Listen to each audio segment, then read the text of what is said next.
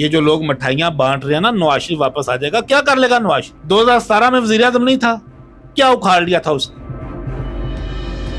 उन्होंने कहा है कि ये मेरी बीवी है, इसकी मैं इज्जत करता हूं क्योंकि ये एक औरत है। यास्मीन राशिद भी एक औरत है, आलिया हमजा भी एक औरत है, सनम जावेद भी एक औरत है, खतीजा शाह भी एक औरत है। उनकी भी वही इज्जत है जो सरीना ईसा की है। हमारे मुल्क की और जमहूरियत की तबाही में लोग तो कहते हैं ना इस्टेब्लिशमेंट, कत्तन नहीं, सबसे बड़ा किरदार हमारी इस अदलिया का है। काजी फायज ईसा के पास कोई फूलों की सेज नहीं है, ये कांटों का बिस्तर है। और काजी सो नहीं सकेगा 9 माह 10 माह जो भी उसका दौर है। ये मैं कैमरा पे क्या जा रहा हूँ। अली भाई, काजी फायज ईसा आपके चीफ जस्टिस ऑफ पाकिस्तान लग गए हैं, कैसे मजाज की शख्सियत है, किस तरह के उनके वो रोबो दबदबा कैसा है और उनकी जो मार्केट में एक रेपो है वो कैसी है? काजी फायज ईसा साहब एक बड़े काबिल वकील थे।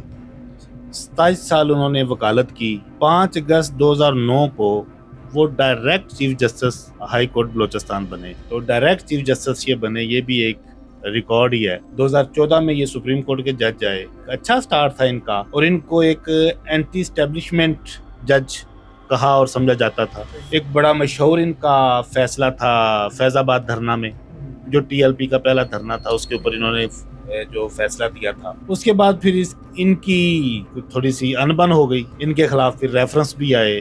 तब से ये थोड़ा सा मतनाज़ा हो गया। जब इनके खिलाफ चीज़ें कुछ निकल के सामने आई, कुछ इनकी प्रॉपर्टीज आई जिसको इन्होंने डिसऑन किया, इन्होंने कहा कि जो मेरी मिसेस की हैं। उसके बाद 2-3 साल का जो इनका टाइम पीरियड है वो बड़ा मतनाज़ा रहा है। इसी मतनाज़ा शख्सियत के हवाले से ही उनकी एक और चीज़ भी मतनाज़ा हुई। कुछ दिन पहले वो नेशनल असेंबली चले गए, वहाँ पे जाके बड़ी अदलिया के बारे में और सियासी डिस्कशंस हुई। यानी इस तरह की चीज़ें आखिरी 2-3 साल उनके मतनाज़ा हैं। अदरवाइज उनका कैरियर अच्छा है, पढ़े लिखे और काबिल आदमी।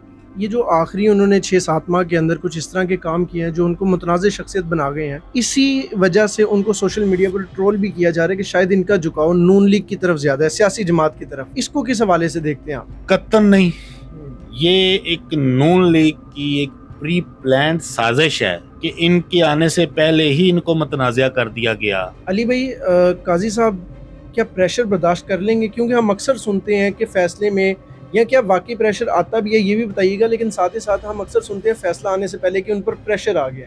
ये किस नौयत का प्रेशर होता है और काजी साहब बर्दाश्त कर लेंगे वो प्रेशर? पाकिस्तान का highest designation chief justice of Pakistan है। बाकी तमाम अदारे, तमाम अदारों के सरबराहान उसके ताबे हैं। अगर उसने भी प्रेशर लेना है तो फिर तो इन्ना लिल्लाह व इन्ना इलैहि राजिऊन। 60-62 साल की उम्र को पहुंच चुके, अल्लाह ने आपको इतनी इज्जत दे दी कि अल्लाह के बाद अल्लाह ने अपना ओहदा आपको दे दिया आदल का, तो फिर आप कौम के लिए कुछ करें।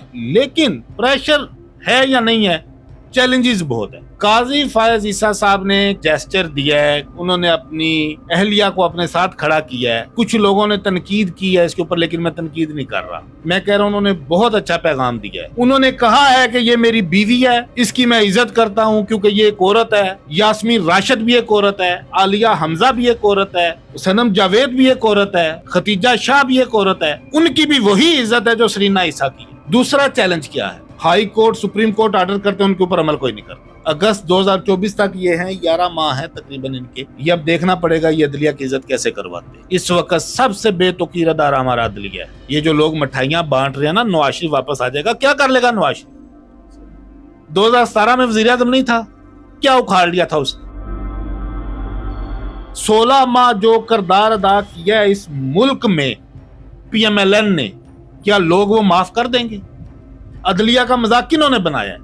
सुप्रीम कोर्ट के बाहर धरना देके सुप्रीम कोर्ट को गालियां किसने दिलवाई हैं? और ये लोगों की गलतफहमी है कि कोई उमर अताब बंदयाल साहब कोई प्रो इमरान थे, कत्तन नहीं। जितना बड़ा डैमेज उमर अताब बंदयाल करके गया है PTI को और इस मुल्क को, कोई भी नहीं कर सकता। अगर अप्रैल 2022 में रात को 12 बजे सुप्रीम कोर्ट ना खुलती, पार्लियामेंट जो कि सुप्रीम अदारा है उसकी कार्रवाई जैसे हो गई थी चलने दी जाती, असेंबलियां टूट गई थी, 90 रोज में इलेक्शन होने दिए जाते, आज हमारा डॉलर भी अल्हम्दुलिल्लाह 200 के करीब होता। आज हमारे यहाँ होंडा गाड़ी भी 30-35 लाख की मिल रही होती, और आज गरीब को घी भी 250-300 रुपए किलो मिल रहा होता और पेट्रोल भी 150 रुपए लीटर मिल रहा होता। हमारे मुल्क की और जमहूरियत की तबाही में लोग तो कहते हैं ना एस्टेब्लिशमेंट, कत्तन नहीं, सबसे बड़ा किरदार हमारी इस अदलिया का है। और अब काजी फायज ईसा साहब के ऊपर बहुत बड़ी जिम्मेदारी है। मुल्क इस वक्त नहीं चल रहा, आप लोगों के साथ डिस्कशन करें। लोग सियासत के ऊपर बात नहीं कर रहे, लोग बात कर रहे हैं यार वापडा का बिल आने वाला है, कैसे देंगे, बच्चे की फीस कैसे देनी है। मैं अपने सर्कल में ऐसे सैकड़ों लोगों को जानता हूँ जिन्होंने बच्चे प्राइवेट स्कूलों से उठा लिए। घी 700 रुपए किलो हो गया है। और मुल्क आप कहाँ ले गए हो? आप पेट्रोल पंप पे जाओ, आप जस्ट दूर खड़े होकर देखो, जो बंदा 330 रुपए का 1 लीटर पेट्रोल ले रहा है उसका चेहरा देखो, उसके चेहरे के ऊपर आपको पूरी अक्कासी नजर आ जाएगी पूरी कौम की। काजी फायज ईसा साहब से बड़ी उम्मीद है, लाइक जिस तरह फुल बेंच बुलाया और उन्होंने कहा जी इन कैमरा सारी प्रोसीडिंग होगी। एक फैसला पेंडिंग है 14 मई वाला। काजी फायज ईसा सबसे बड़े मुखालिफ रहे हैं मिलिट्री कोर्ट्स के। मैं बीइंग अ लॉयर भी इसकी मुखालफत करता हूँ। किसी सिविलियन का ट्रायल मिलिट्री कोर्ट में नहीं होना चाहिए, हमारा कॉन्स्टिट्यूशन इसकी इजाजत नहीं देता। ये जितने लोग भी गिरफ्तार हैं दहशतगर्द नहीं है, एक सियासी जमात के कुछ जज्बाती लोग हैं। आप और मैं कुछ जुर्म करते हैं तो हमें हमारा मैजिस्ट्रेट सजा नहीं देता, एक आम बंदे का केस चलाया जाता है। ये भी केस वैसे ही चलाओ। अगर दहशतगर्दी है तो दें दहशतगर्दी के जज सजाएं, लेकिन उनको ओपन ट्रायल का मौका दो। मैं ऐसे कितने लोगों को जानता हूँ जो वहां पे जस्ट कवर करने के लिए गए हुए थे, कोई अपने घरों को जा रहे थे। वो एक सोचा समझा मंसूबा था जिसमें चंद लोग ट्रैप हो गए। पूरी पाकिस्तानी कौम मजम्मत करती है 9 मई को जो हुआ, सुबह से लेके शाम तक जो हुआ, इस्लामाबाद हाई कोर्ट से लेके लाहौर, मियां वाली, फैसलाबाद, पेशावर, इस्लामाबाद, जहां तक जो भी हुआ सबकी मजम्मत करते हैं। जिन्होंने हाई कोर्ट में तोड़फोड़ की, क्या उनके ऊपर नहीं मुकदमात फिर होने चाहिए? तराजू बराबर पकड़ो। तोड़फोड़ शुरू कहां से हुई? देखो जब परिया पंचायत बैठती है पहली बात क्या होती है, हम भी लड़ाई शुरू की नहीं की सी, गल की हुई सी। एक बंदा तारीख भुगतन गया है, उन्हें चुक लिया तोड़फोड़ करके, शीशे तोड़ के, दरवाजे तोड़ के, उसका रिएक्शन आ गया। लीडरलेस क्राउड था, कुछ उसमें सोचे समझे नासर शामिल थे जिन्होंने ये सब कुछ करवा दिया। अब देखते हैं काजी फायज ईसा मिलिट्री कोर्ट के ऊपर क्या करते हैं। काजी फायज ईसा के पास कोई फूलों की सेज नहीं है, ये कांटों का बिस्तर है।